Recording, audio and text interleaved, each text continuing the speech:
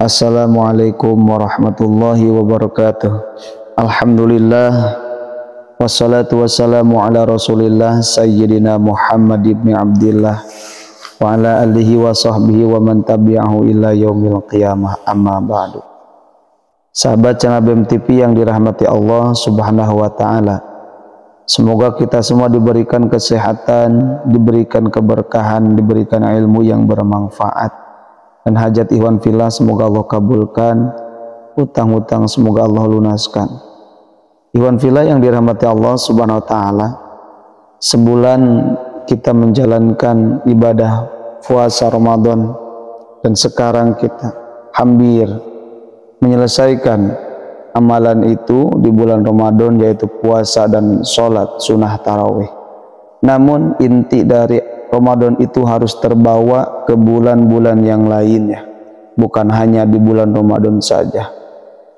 Kesemangatan dalam beribadah, berbagi kepada sesama, maka hal yang seperti itu harus terbawa ke bulan Syawal dan bulan lainnya.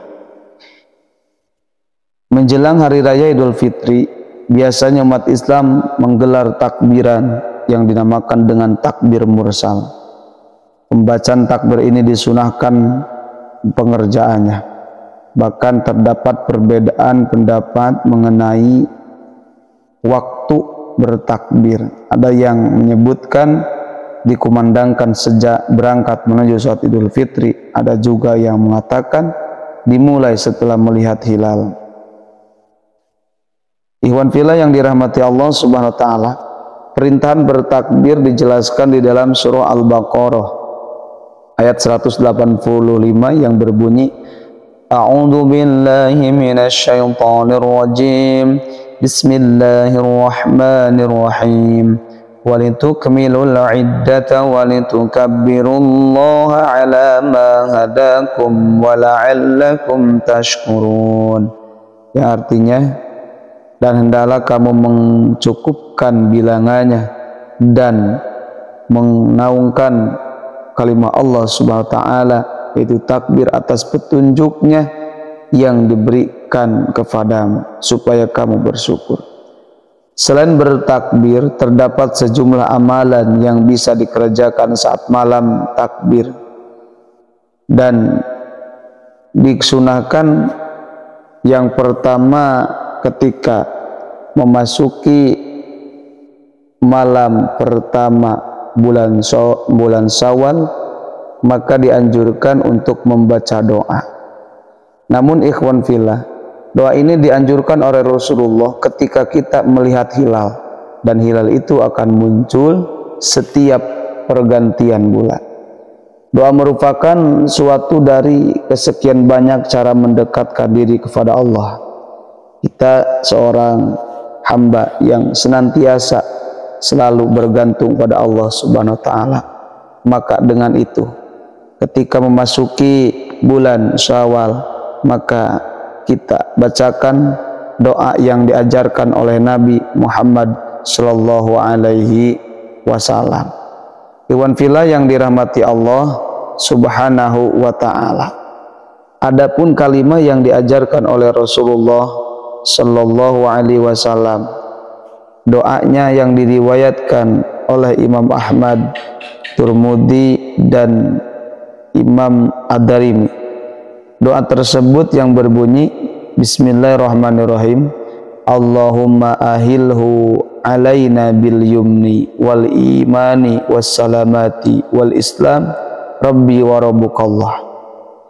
Yang artinya, ya Allah, tampakkanlah bulan itu kepada kami dengan membawa keberkahan dan keimanan, keselamatan dan Islam.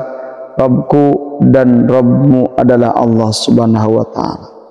Ikhwan fillah yang dirahmati Allah subhanahu wa ta'ala, orang yang memanjatkan doa ini, insya Allah dia akan mendapatkan keberkahannya dan akan mendapatkan kesunahan.